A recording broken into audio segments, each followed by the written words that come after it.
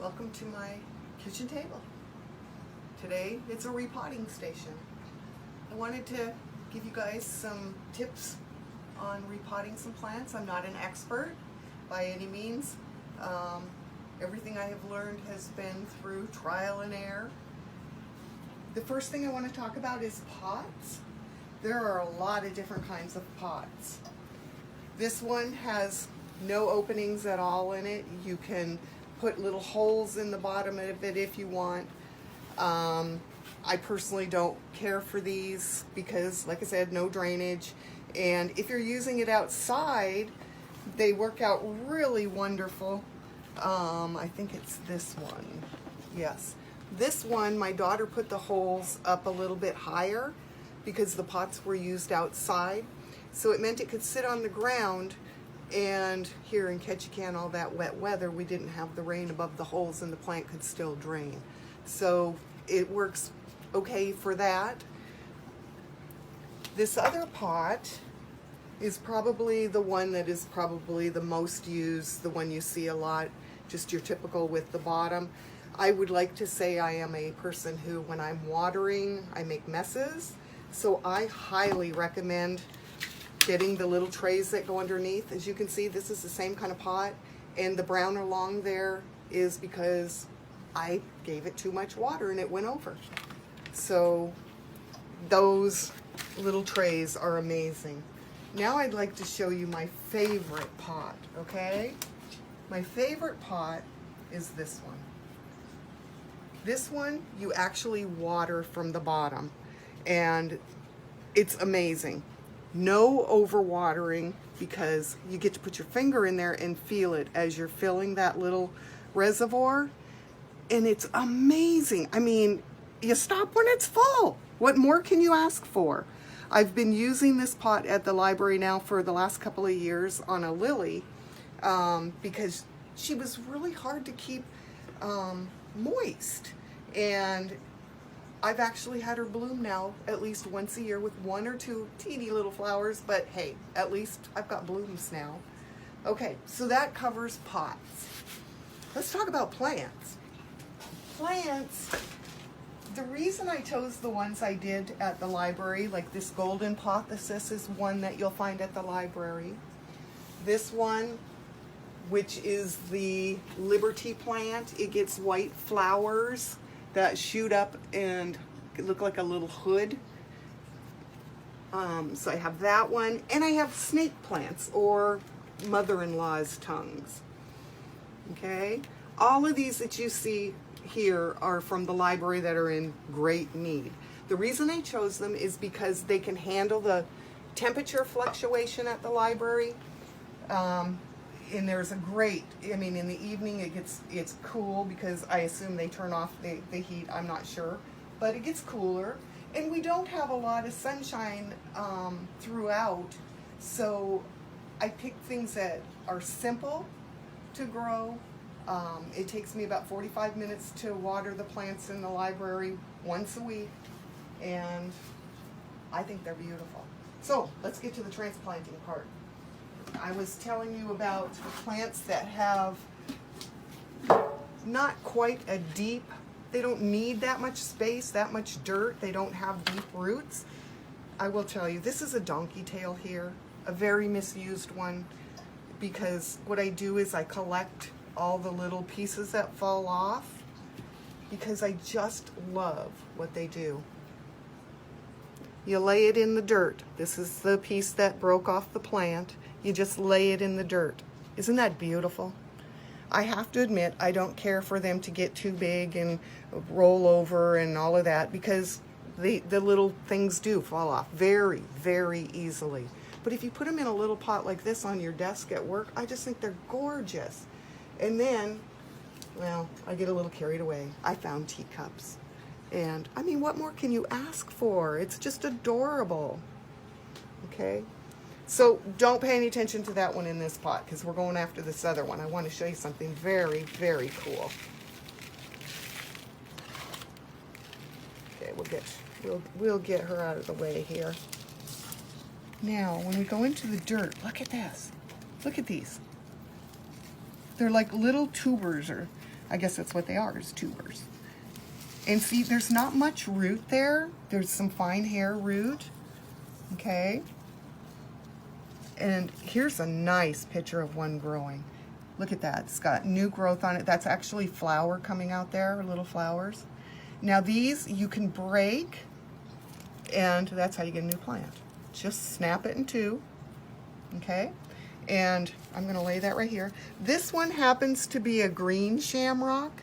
I also have some purple shamrock over here, which I did just a little while ago. Look at how big these are. They're just huge. Okay, so like I said, now those do not take much root.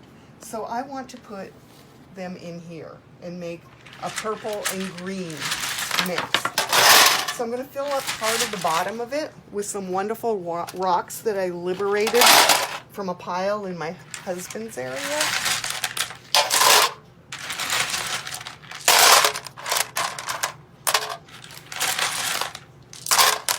There we go. About that much. And then I'll fill it with dirt.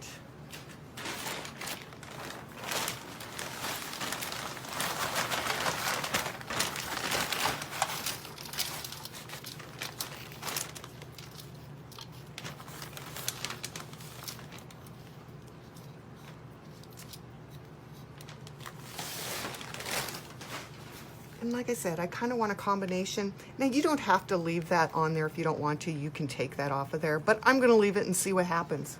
Maybe it'll continue to grow. I don't know. And I'm just going to combine a few of them, of the purple. Here's a purple. I'm snapping that off, and I'm just going to stuff it in here. Maybe it's another one over here. I want another green. Oh, I'm going to leave this one on too. I'll snap it off though. Should probably take them off. We'll see. We'll see. I'll see which ones grow faster. Here's another green. All right. And then once they're all in there, don't pat down too hard, just a little. And then in a bit, after everything's all done, I will water them and put them on a shelf where they're going to end up. Now, let's take a look at this big one. The Liberty plant. These I love. They're safe for most animals. Most animals. I'm not going to say all because my luck there'd be one that it isn't. Okay, this was a very, very root-bound plant, which meant even though I watered it once a week, it was still not getting enough water. Each of these little lumps, let's see if I can find a good one that you can see. Oh, here we go, nice white. These are in the shade, obviously. These are all individual plants, so I can take this apart and take these plants. Now, because it's root bound and it's wet, I watered it thoroughly. There's no way I'm going to get this apart. Now, you could rip it off of there, but I prefer cutting. So what I'm going to do first thing is just get in here as good as I can and make a nice swipe right down the middle. I'm feeling with my fingers because there's another one back there. All right, let's see what happens here.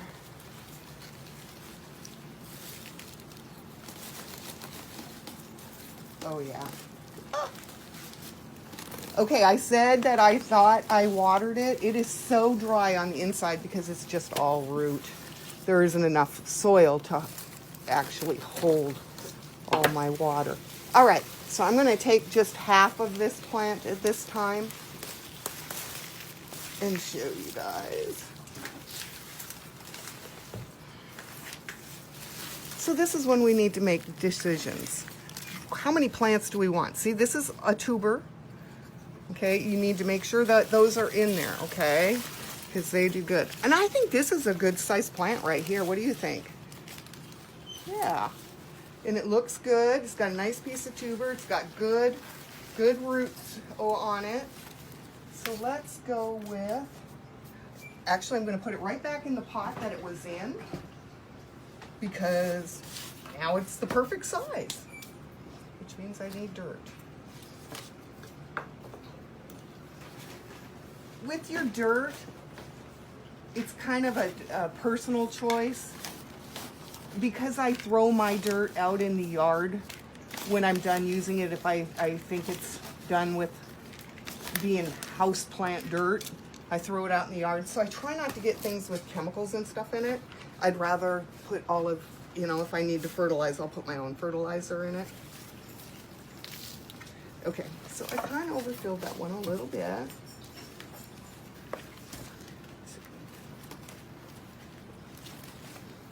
Okay. I like to get them set up in the middle so that it looks, you know, looks nice. It doesn't hang out. And then we just keep adding dirt till it's up around those roots.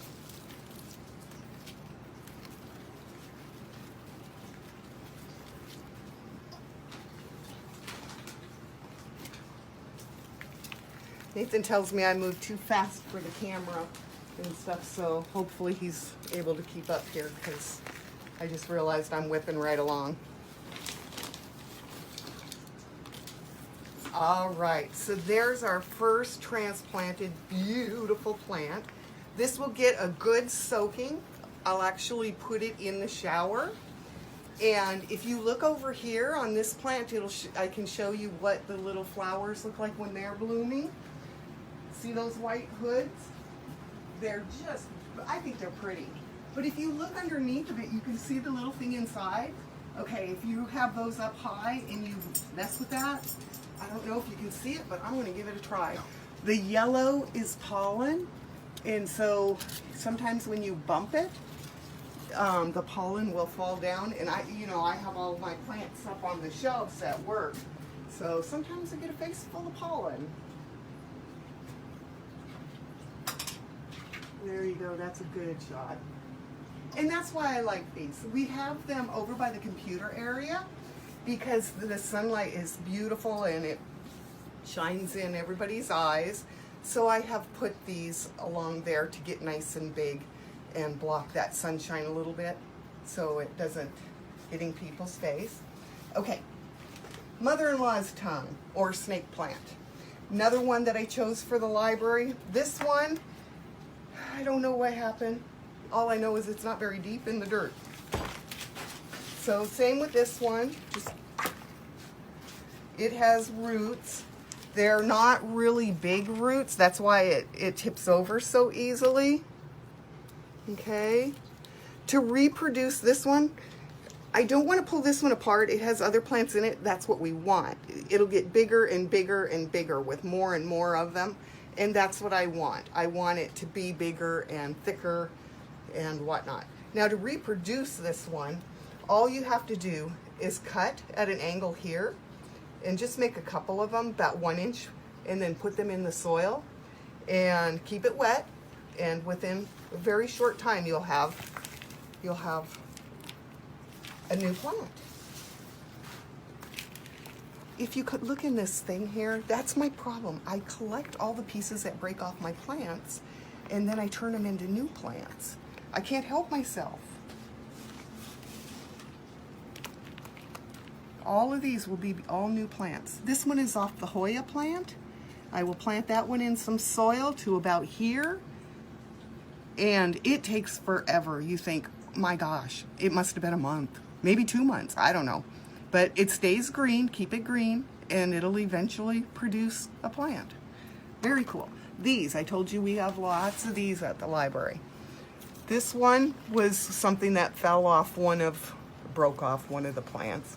So if you reproduce this one, you actually don't want to take it from here. You think, oh, new growth, nice. No, go on up here, clip it off, and then leave a nub. So it would be like this. You leave one leaf, one nub. See that right there? That will end up being your root structure. Okay? All right. So the other thing is, I don't want to make this too long, so I'm not even going to show you how to put that one back in. You get the idea, I'm sure. I do want to show you our pineapple plant from the other day. We don't really have anything going on yet, but I want to get it into a regular pot. Actually, you might have something right there. Maybe. Okay, so I want to get that into a pot, but you can see it'll get started soon. It's going to go in this yellow pot. All right, so that takes care of the pineapple. Trying to think if I missed anything, you guys. All I can say is when you're planting, have fun. If you've watched this video and you don't have anything to plant and you want to plant really bad, go to your refrigerator. I'm serious. You can take your lettuce, chop it off, leave that much, leave that core, stick a couple toothpicks in it, keep it in water, your lettuce will regrow. It's something to do. All right, you guys have a wonderful day and happy planting. See you next time.